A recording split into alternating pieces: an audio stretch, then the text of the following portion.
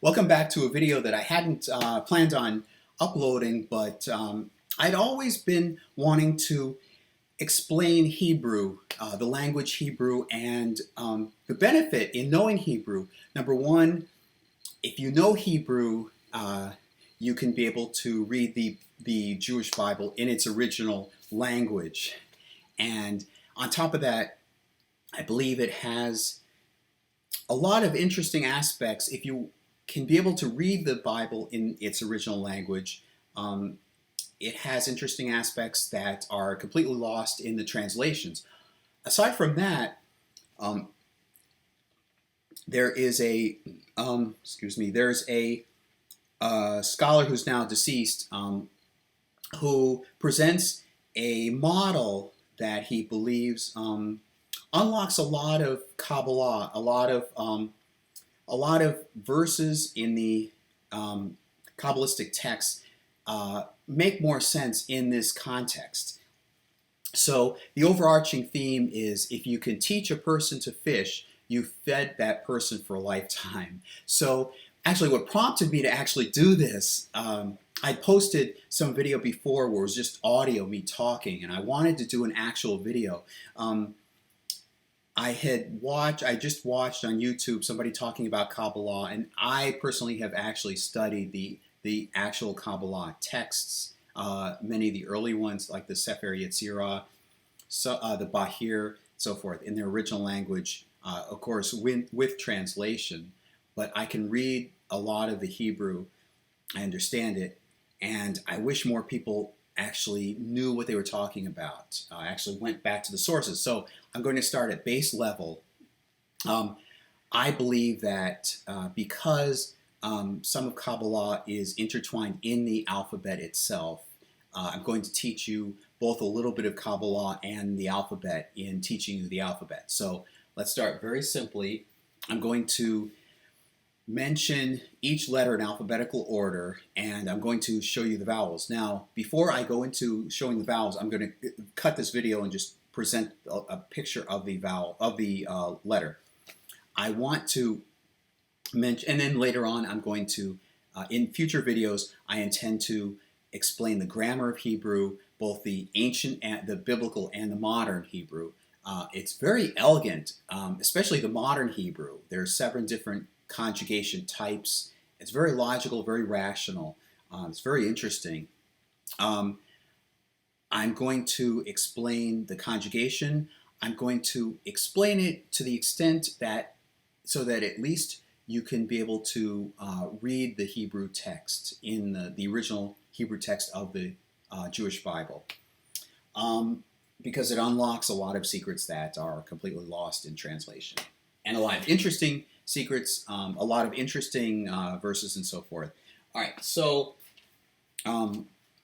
Hebrew is read from right to left. There are spaces. The Torah scrolls don't have punctuation. And there are 22 letters of the Hebrew alphabet. Now those are consonants. According to myth, according to tradition,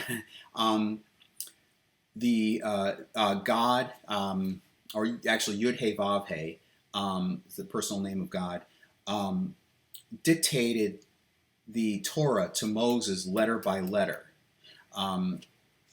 So in any event, when the Torah scroll, when you see a Torah scroll, you see the consonants, you don't see the vowels.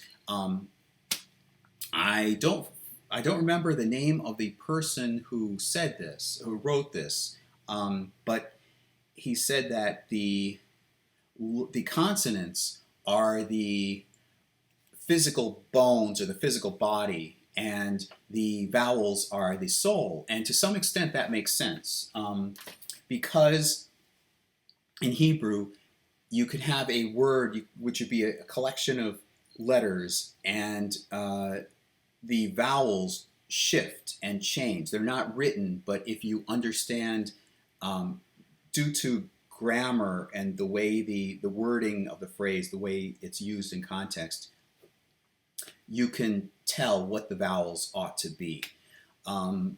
So in some sense, the fact that it fluctuates, the body stays secure, but the soul fluctuates. So in here, you cannot you by misspelling a Hebrew word, you fundamentally change that word. I mean, like in English, for example, you can misspell a word and it's not so radical. But in Hebrew, each word is really a three-letter combination, which can have another one or two letters added on to conjugate it. But though that three-letter shoresh, it's called a shoresh, the root of the word has a meaning to it.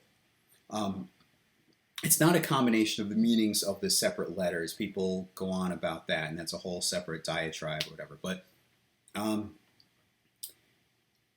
um, like, for example, I'll translate the letters into English. Like KTV refers to writing. So a miktav, remember you can add a mem at the beginning of the three-letter combination, and then the vowels are inserted in. A miktav is a letter. Kotev, notice the vowels changed, but the consonant stayed the same. Kotev refers to writing. Kotev means I am writing. Lik tov, adding a lamed or L at the beginning. L means to. It means to write. So you can see the vowels change, but the k to v stays the same, and the precise spelling. If you change the spelling of the word, you fundamentally change the meaning of the word. It's not the same word anymore. Okay, so I hope you were able to follow that. Now, there are 22 letters of the Hebrew alphabet, plus, I think there are 6, 1, 2, 3, 4, 5, 6, 7, 8, 9, 10, 11, 12. 12 vowels. I'm going to show them here. Now, in ancient times, these letters meant something. Like, for example, Aleph originally referred to a bull.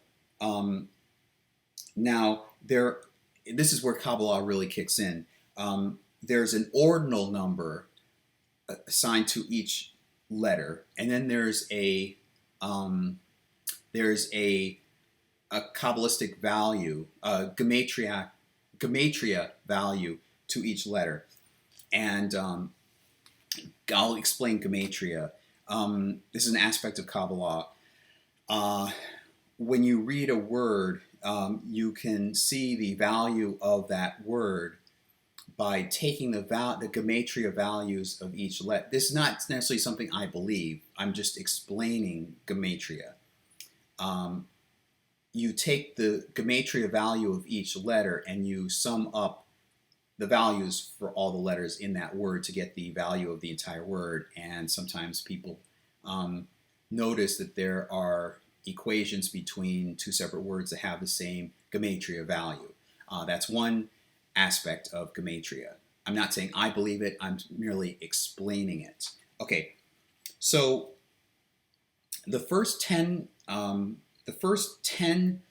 letters of the Hebrew alphabet, or Aleph Bet, share both the ordinal value and the gematria value. In other words, the first one is 1 and 1, second one is 2 and 2, and so forth. Then you reach 10, and then the 11th letter has a gematria value of 20, and then the 12th gematria letter has a value of 30.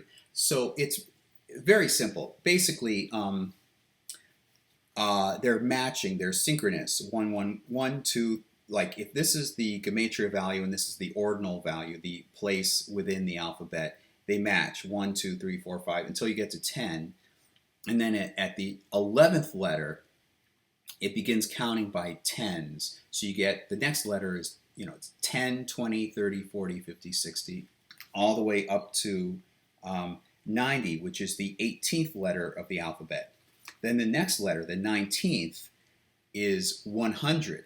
Now you start counting by hundreds. So then the next letter after the 19th letter, the 19th letter, which is a value of 100, the next one is a value of 200, and then 300, and then 400, and it ends at 400 with Tav. I think actually, that's kind of interesting because the 22nd letter has a value of 400, and in the Torah, 40 is a symbol of growth and wisdom. I don't know if this is intentional or not, but growth and wisdom, and if you add a 0 onto that, you get 400. Now, there are also additional final forms of some of the letters. In other words, only some of these letters in the Hebrew alphabet have an alternate form if they appear as the final letter in the word. Now, they have to appear as the final letter in the word, and that means that if you add a suffix or something, if you add on letters in terms of conjugating that word, that letter is no longer the final letter, so then it shifts back to its original form and not the final form. So there are 5 final form letters. They are Kaf with a gematria value of 500, Mem with a gematria value of 600, Nun with a gematria value of 700, Pei with a gematria value of 800, and Tzadi with a gematria value of 900. And of course, they're referred to as final Kaf, final Mem, final Nun, final Pei or Fei, and final Tzadi.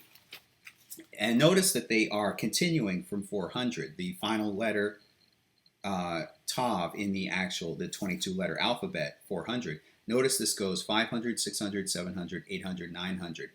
And notice that it stops right before you would have had 1,000, which would have gone into a whole new phase of the alphabet.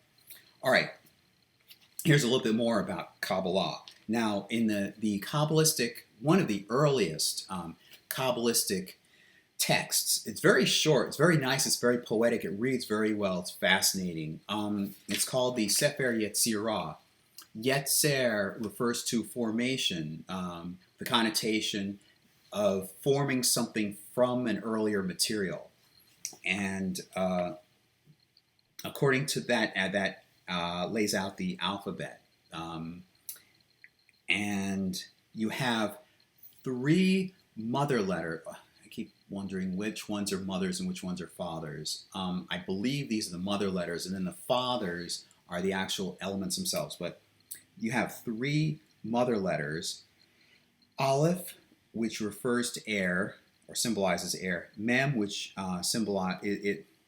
There's this precise wording. I'm saying symbolizes. It's associated with. Aleph is associated with air. Mem is associated with water. And Shin is associated with fire. So those are the 3 elementals. And then you have 7 double letters of the alphabet. 7 of these in the alphabet are known as double letters, meaning that they have an ability to be pronounced 2 different ways. There's a so-called soft pronunciation to the letter, and there's a so-called hard pronunciation to the letter.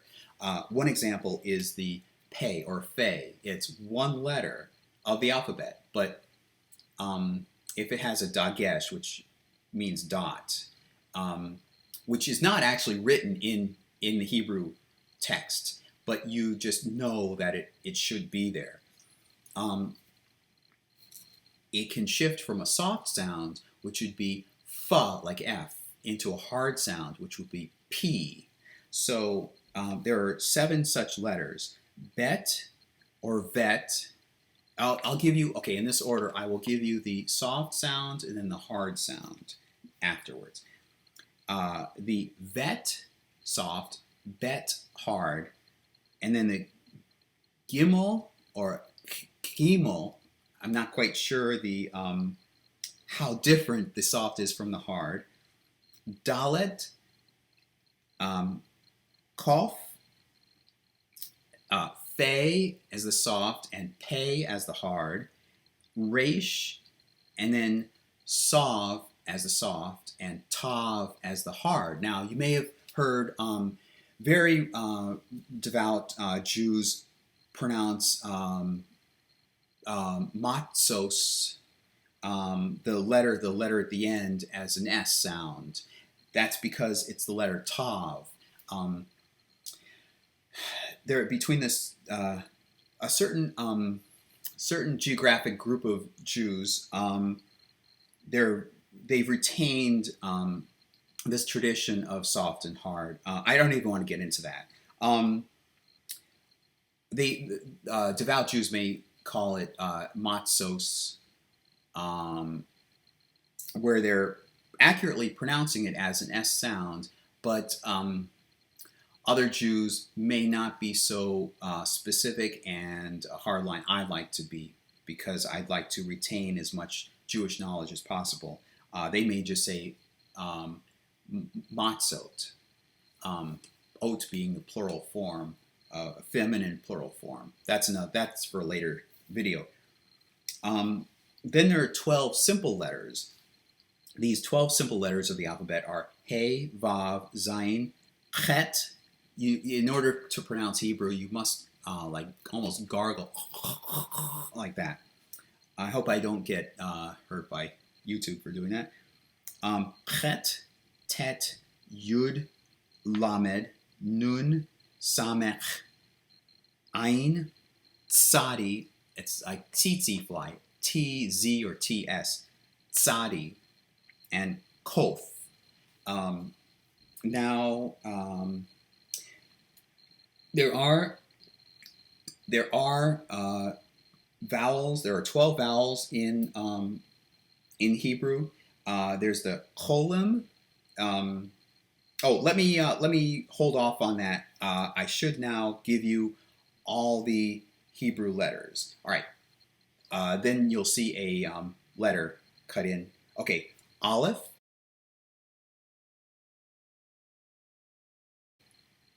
Bet.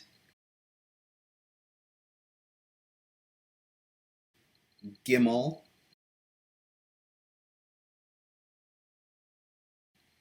Dalet.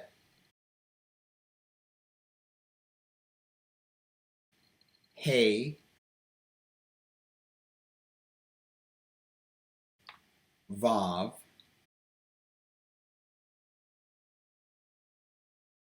Zayin. Chet. Tet. Yud.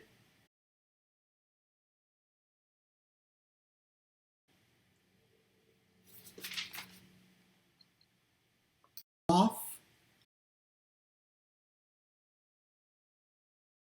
Lamed. Mem. Notice Mem has a gematria value of 40, which again is the symbol for wisdom. And the word Mayim and, of course, the letter Mem are both. Mayim is the word for water, and Mem is one of the three elementals. Remember, I told you just before that is associated with water. All right, so Mem is 40, and then Nun, Samech,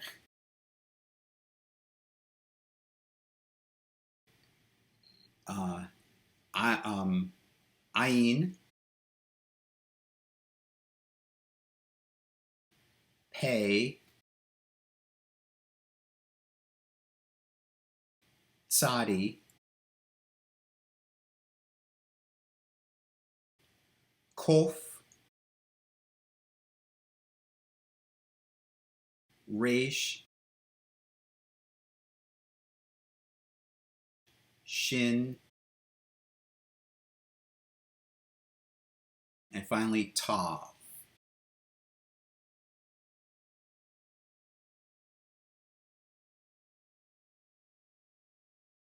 Okay, now the vowels. They are arranged somewhat in a binary thing. They're there are 12, and there are 6 in one group, and which parallels 6 in another group. And I'll go through the first group. Cholem,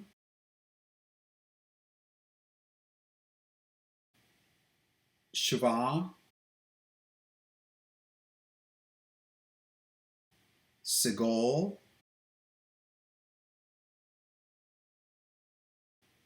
Tsere,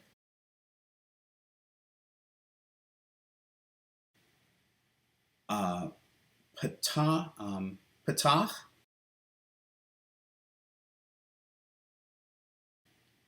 Chamatz. And then the second group, Shuruk,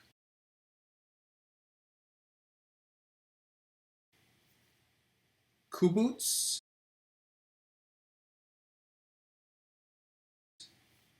Chataf Segol,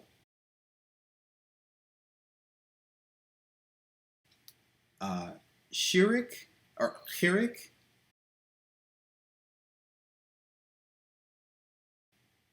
trying to read my handwriting here. Chataf Patach, which is one letter. Chataf Patach.